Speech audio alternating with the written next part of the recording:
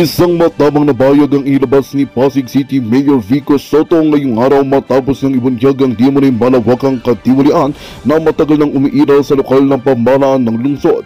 Ayon kay Mayor Soto, may mga opisyal at dating empleyado ng pamahalaang lungsod na sangkot sa maanumalyang paggamit ng pondo at ghost projects na paulit-ulit na isinasagawa sa loob ng maraming taon bago pa man siya maupo sa pwesto. Ibinakita ni Mayor Vico sa isang press briefing ang ilang dokumento at audit reports na ani magpapatunay sa sistematikong pandarambong. Kabilang sa mga ito ang mga proyektong pinaboran at pinondohan ngunit hindi naman naipatupad, pati na rin ang mga kontratang pinayagan umano sa mga kaalyado ng dating administrasyon. Iginit ng alkalde na hindi siya mangingimi na isampa sa ombudsman ng mga kasong dapat panagutan, anuman ang ranggo o koneksyon ng mga sangkot. Dahil dito, umani ng papuri si Mayor Vico mula sa mga pamamayan at anti-corruption advocates na matagal nang nananawagan ng reforma sa Pasig.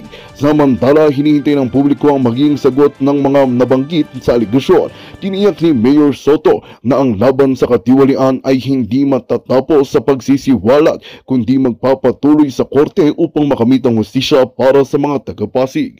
At yun nga ang balitang ating pagkakatutukan. Ngunit bago ang lahat, siguraduhin mag-subscribe at hit ang notification bell para sa patuloy na pagtutok sa mga silip ng bagong balita dito lamang sa tunay na boses ng masa.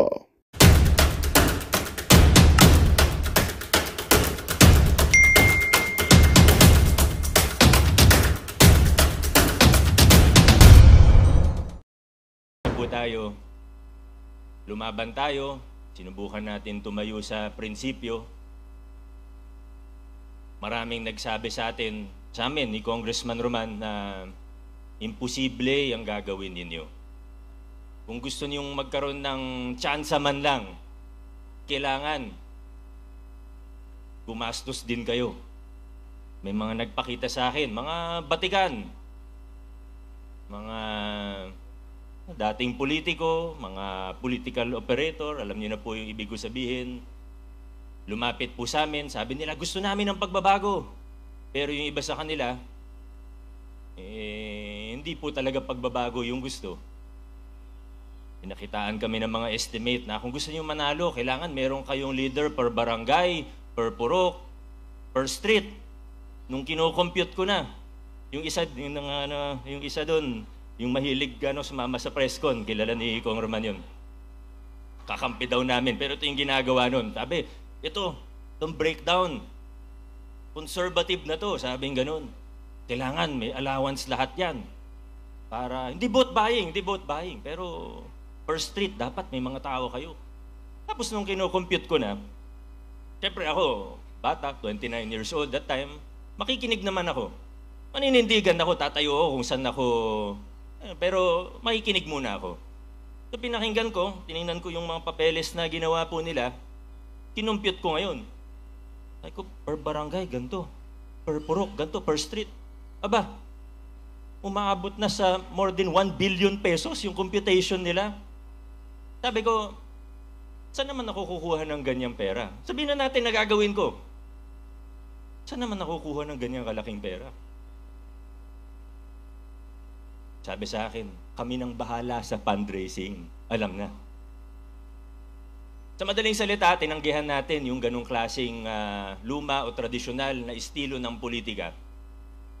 Kahit sabi ng marami, imposible. Sabi ng iba, siraulo kayo.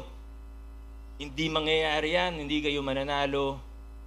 Long story short, alam naman po natin ang naging resulta. Nung nanalo na, ganun pa rin. Marami nagsabi na gusto namin ng pagbabago. Maganda yan. Nagawa natin 2019, nagpalit ng administrasyon. Pero, ayan na. May nalalapit ng mga kontrata, may nilalapit ng supplier, may nalalapit ng mga politiko. Nung sinasabihan na hindi pwede yan kasi totoo yung pagbabago natin, malinis, maayos, tapat na pamamahala ang gusto natin, isa-isa na po silang nagsialisan. Kilala niyo naman po kung sino-sino sila.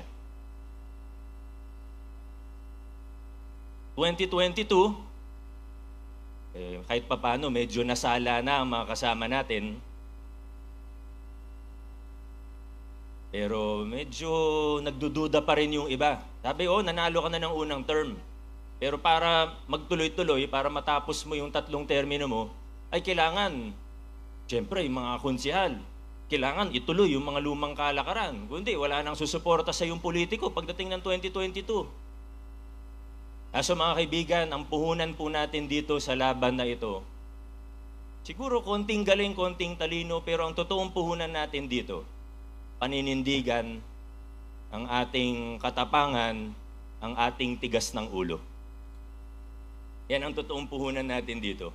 At buti na lang, may mga kasama tayo na naniniwala sa vision natin. Buti na lang, may mga kasama po tayo na nagbigay sa atin ng lakas ng loob. Una na po dyan, alam ko kahit di ko nabanggitin, pero kailangan pa rin pong banggitin. Hindi ko po ito nagawa.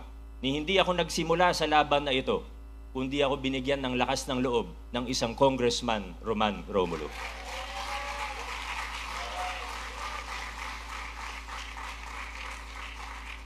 Marami pa pong iba, ika nga unsung heroes, hindi naman natin mababanggit ang lahat ng isa-isa. Pero noong 2022, ito na, nagkaroon tayo ng lineup na buo ang unang edition ng Giting ng Pasig. Simple lang naman ang requirement natin. Kailangan naniniwala sa direksyon na tinatahak natin ngayon bilang isang lungsod. Yung hindi tayo ililigaw, yung mapagkakatiwalaan natin. Swerte po ako dahil nakahanap ako ng mga kakampi. Ang hirap maghanap, sa totoo lang. Hindi ng supporter, pero yung mga kakampi na tatayo kasama mo. Sa konseho, lalo na para vice mayor. Mula 2022, kung noong 2019 to 2022, malalaki yung pagbabago, yung pinakamalalaking form ng korupsyon, natanggal natin.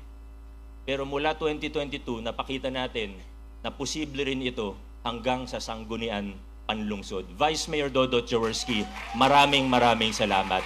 Ganon din sa ating mga konsehal. 2025, ganon pa rin po. Dumami na ang naniniwala, dumami ang sumusuporta, pero may iba na kinakabahan pa rin papunta sa ikatlong termino natin ng pagbabago. Nung malapit na ang filing, nung nakikita na grabe gumastos yung iba, may mga tumawag sa amin na kahit mula sa ibang LGU na nag-aalala para sa atin. Kakayanin niyo ba yung gastos? Handa daw gumastos ng 2 billion, totoo ba yun? Handa daw gumastos ng 4 billion, totoo ba yun? At unti-unti nakita natin na parang totoo nga. Handang gumastos ng napakalaki. Handang manira, handang magpakalat ng fake news, disinformation, handang magbayad ng media, handang gawin ng kahit ano, maibalik lang tayo sa lumang kalakaran. Pero sa dulo, pinakita ng mga Pasigenyo, sa tulong ng Diyos, na sa ating lungsod, ang magwawagi ay ang katotohanan at kabutihan.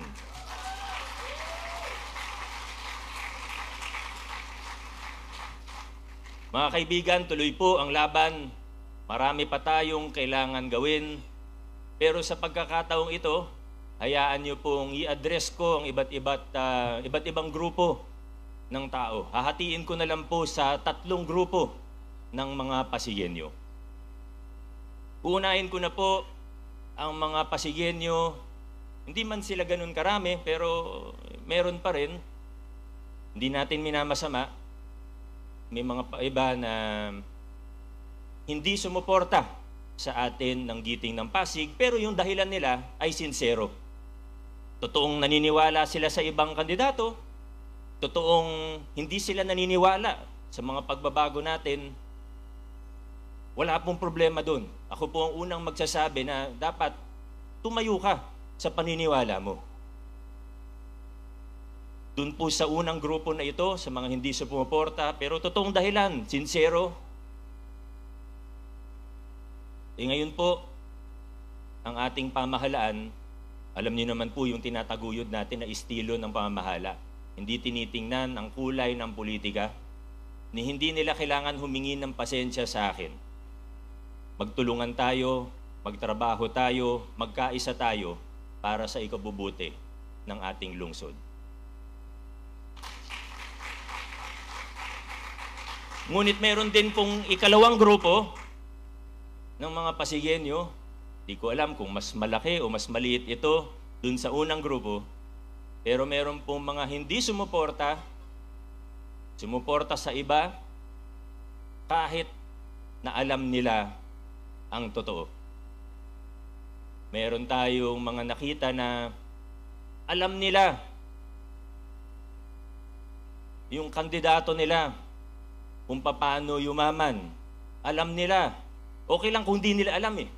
Alam nila kung paano yung kalakaran na ginagawa para makakuha ng malalaking kontrata sa nasyonal na pamahalaan. Na pinakita pa sa kanila yung mga sasakyan na sinabihan sila na ito binibigay namin sa mga congressman ng ibang distrito at mga party list. Nakita nila, narinig nila sa sarili nilang mata at tenga kung magkano yung mga kickback na binibigay sa mga politiko. Pero yun yung pinili nilang suportahan. Muli po, kung hindi nila alam, okay lang po sana. Kaso, ang problema, alam nila. And that says more about them than it does about me. Sa mga taong ito,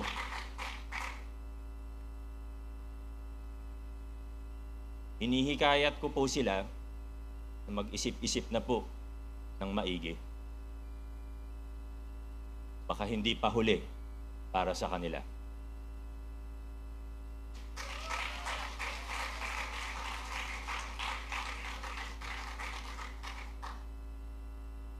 At syempre, kasama na po siguro dun sa grupo na yun, alam mo ito, hindi ko sinasabi. Pasensya na po kung medyo seryoso ang ating mensahe ngayong umaga. Pero may mga bagay po na kailangan ko lang din sabihin para na rin sa aking proteksyon at sa proteksyon ng ating lokal na pamahalaan at sa lahat ng ating ginagawa. May mga bagay po na hindi ko pwede sabihin nung panahon ng pangangampanya. Kasi baka sabihin political motive. Baka sabihin, siyempre pagka political season, mahirap magsalita kasi sabihin political lang yan.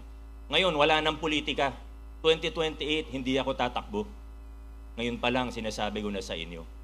Kaya malaya akong gawin kung anong tingin ko ang tama. Hindi nyo masasabihan na may bahid ng politika.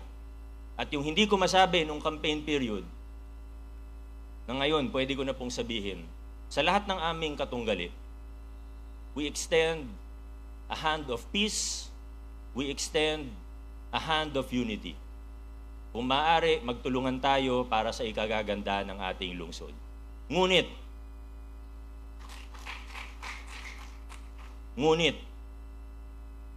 kailangan may managot sa mga krimen na naganap.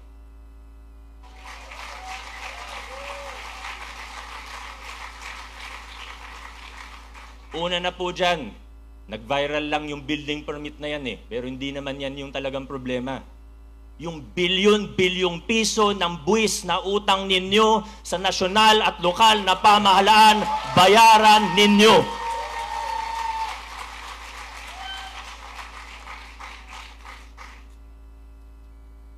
Di po ako galit. Nagpapaliwanag lang. Tatayuan po natin kung ano ang tama. At handa po ako makipag-usap kahit kanino, kahit sa taong siniraan ako, kahit sa taong sinabotahe ako, kahit sa taong gumastos ng napakalaki upang sirain ang ginagawa natin sa lokal na pamahalaan. Anyway, sa dulo, hindi naman sila nagtagumpay. Mahigit 90% sa mga Pasigueño ay naniwala sa atin at hindi sa mga kalokohan nila. Kaya handa po ako makipag-usap, handa po akong makipagkasundo kaya natin makipagtrabaho kahit kanino. Tutulungan ko pa sila. Ayusin lang nila ang mga problema nila sa BIR at sa business taxes sa ating lokal na pamahalaan. Simple lang po ang aking kondisyon. At may pangatlong grupo pa po. At ako po'y naniniwala at nakita naman po natin sa resulta ng halalan na ang karamihan sa ating mga Pasigenyo ay napapabilang sa ikatlong grupo na ito. Sa mga Pasigenyo na sumuporta, sa mga Pasigenyo na naniwala sa direksyon natin, naniniwala sa direksyon na tinatahak natin ngayon bilang isang lungsod. Sa lahat ng nagpagawa ng t-shirt, sa lahat ng nagpagawa ng kanya-kanyang tarpaulin, sa lahat ng nagpagawa ng headband, nag-edit ng video, nag-post sa social media, sumigaw sa kalsada, at kung ano-ano pa. Maraming salamat sa inyo. Ang giting ng Pasig, hindi lang po ako o ang ating Congressman Roman, Vice Mayor Dodot o ang ating mga konsehal. Ang giting ng Pasig ay ang bawat isang Pasigenyo na patuloy na lumalaban para sa pagbabago at reforma ng ating mahal na lungsod. Mga kasama, 2025, meron tayong napaka-espesyal na pagkakataon, pambihirang pagkakataon dito sa ating lungsod. Sana po ay magkaisa tayo, tuloy-tuloy nating itaguyod ang mabuting pamamahala, tuloy-tuloy nating itaguyod ang pamamahala na may transparency o bukas sa mamamayan, isang mapanlahok na pamayanan, gobyerno na may pananagutan sa taong bayan. Tuloy-tuloy po natin ipaglaban ang mga nasimulan ng pagbabago tungo sa universal healthcare, tungo sa programa ng pabahay ng makatarungan, laban sa korupsyon, laban sa politika at paggogobyerno na mapansamantala. Sama-sama po tayo. Mga nasimulan natin, paigtingin pa po natin. Naniniwala po ako na tayo'y magkakasama at sa lungsod ng Pasig, hindi na po tayo aatras pa, hindi na tayo liliko-liko pa, dire-diretso lang po tayo. Mga Pasigenyo, God bless sa ating lahat. Mabuhay ang lungsod ng Pasig. Maraming salamat po. Sabihin na natin na gagawin ko. Saan naman nakukuha ng ganyang kalaking pera? Sabi sa akin, kami nang bahala sa fundraising. Alam na. Sa madaling salita, tinanggihan natin yung ganong klaseng luma o tradisyonal na estilo ng politika. Kahit sabi ng marami, imposible. Sabi ng iba, siraulo kayo. Hindi mangyayari yan, hindi kayo mananalo. Long story short, alam naman po natin ang naging resulta. Nung nanalo na, ganun pa rin. Marami nagsabi na gusto namin ng pagbabago. Maganda yan. Nagawa natin, 2019, nagpalit ng administrasyon. Pero, ayan na. May nalalapit ng mga kontrata, may nilalapit ng supplier, may nalalapit ng mga politiko. Nung sinasabihan na hindi pwede yan kasi totoo yung pagbabago natin, malinis, maayos, tapat na pamamahala ang gusto natin, isa-isa na po silang nagsialisan. Kilala niyo naman po kung sino-sino sila. 2022, kahit papano medyo nasala na ang mga kasama natin.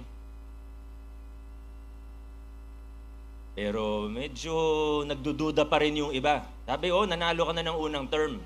Pero para magtuloy-tuloy, para matapos mo yung 3 termino mo, ay kailangan, siyempre, yung mga konsehal, kailangan ituloy yung mga lumang kalakaran. Kundi, wala nang susuporta sa yung politiko pagdating ng 2022.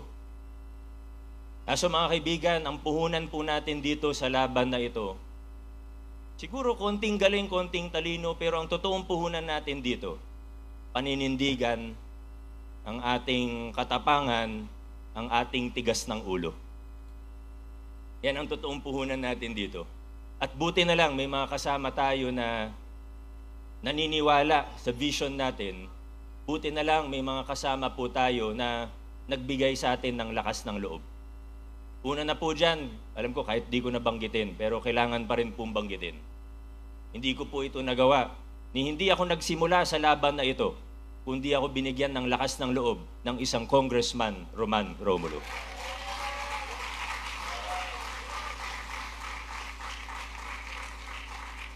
Marami pa pong iba, ika nga unsung heroes, hindi naman natin mababanggit ng lahat ng isa-isa.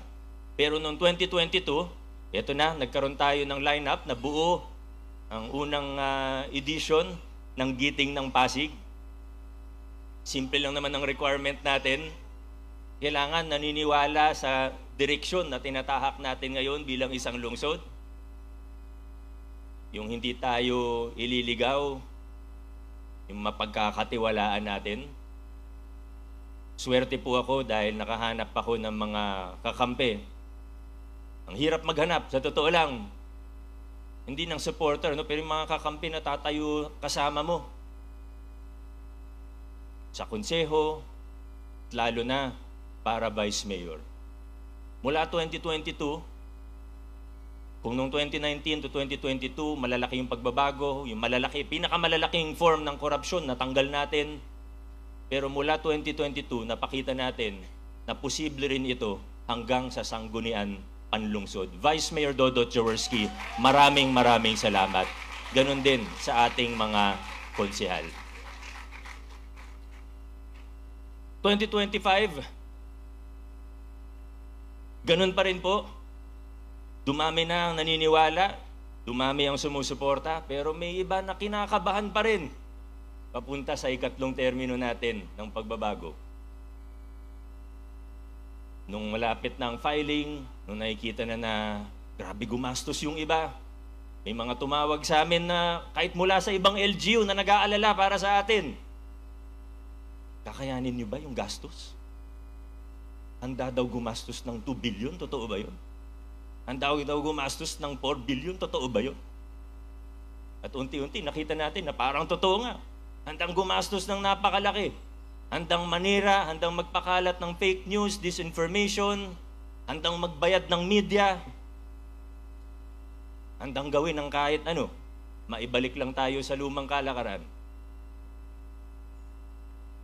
Pero sa dulo, pinakita ng mga Pasigenyo, sa tulong ng Diyos, na sa ating lungsod, ang magwawagi ay ang katotohanan at kabutihan.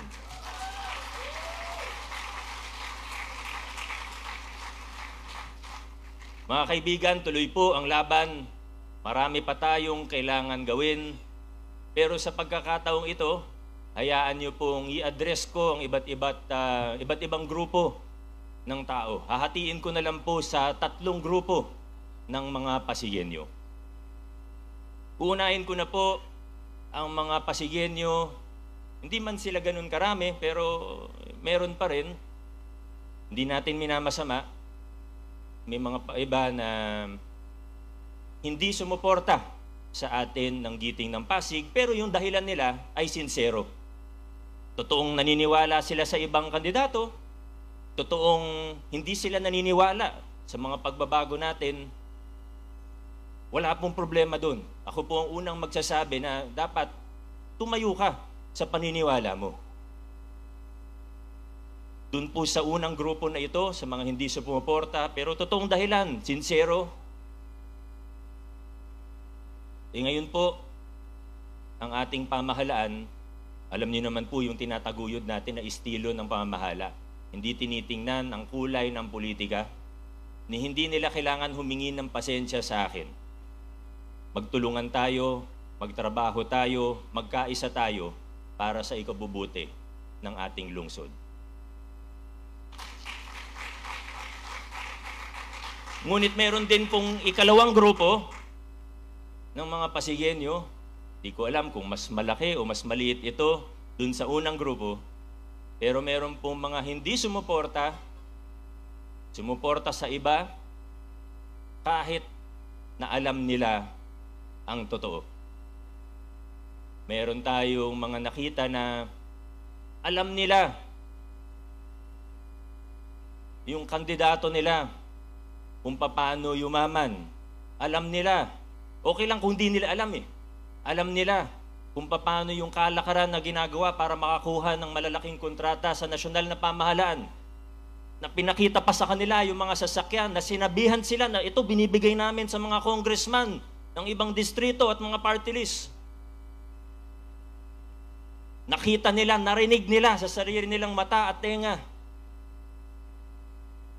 kung magkano yung mga kickback na binibigay sa mga politiko. Pero yun yung pinili nilang suportahan. Muli po, kung hindi nila alam, okay lang po sana. Kaso, ang problema, alam nila. And that says more about them than it does about me. Sa mga taong ito,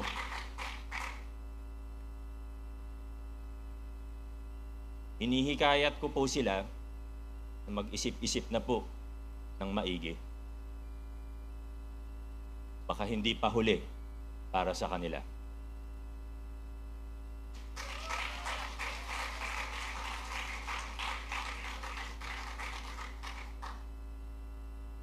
At syempre, kasama na po siguro dun sa grupo na yun, alam mo ito, hindi ko sinasabi. Pasensya na po kung medyo seryoso ang ating mensahe ngayong umaga. Pero may mga bagay po na kailangan ko lang din sabihin para na rin sa aking proteksyon at sa proteksyon ng ating lokal na pamahalaan at sa lahat ng ating ginagawa. May mga bagay po na hindi ko pwede sabihin nung panahon ng pangangampanya. Kasi baka sabihin political motive. Baka sabihin, siyempre pagka political season, mahirap magsalita kasi sabihin political lang yan. Ngayon, wala nang politika. 2028, hindi ako tatakbo. Ngayon pa lang, sinasabi ko na sa inyo. Kaya malaya akong gawin kung anong tingin ko ang tama. Hindi nyo masasabihan na may bahid ng politika. At yung hindi ko masabi nung campaign period, na ngayon, pwede ko na pong sabihin, sa lahat ng aming katunggali, we extend a hand of peace, we extend a hand of unity. Kung maaari, magtulungan tayo para sa ikagaganda ng ating lungsod. Ngunit,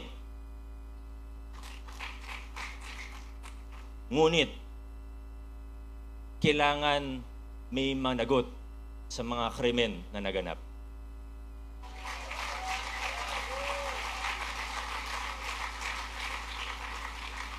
Una na po dyan, nag-viral lang yung building permit na yan pero hindi naman yan yung talagang problema.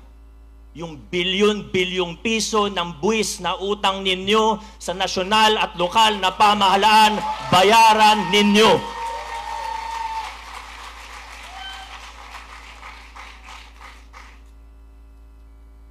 Di po ako galit.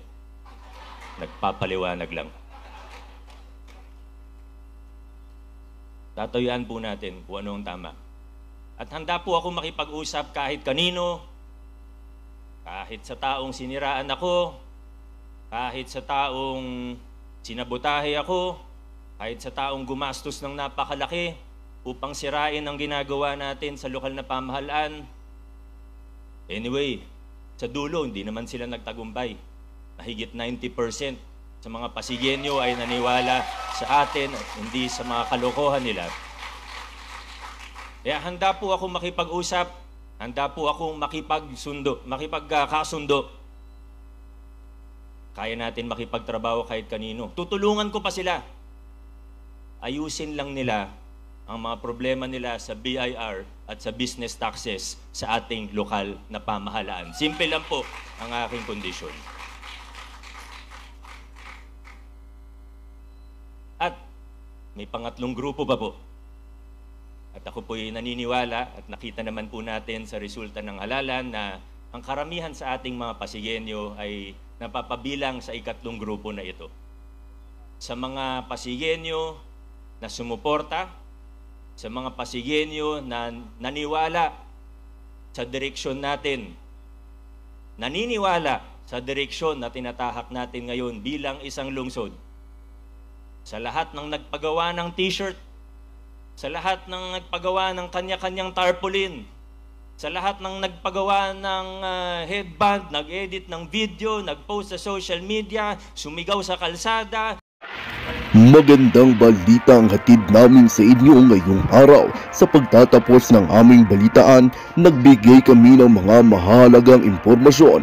Maraming salamat sa pagtutok at pagsuporta sa aming programa. Huwag kalimutang manatili sa mga susunod na araw para sa mga bagong balita at mga kwento na dapat nating abangan. Mula sa Boses ng Masa, magandang araw, Pilipinas!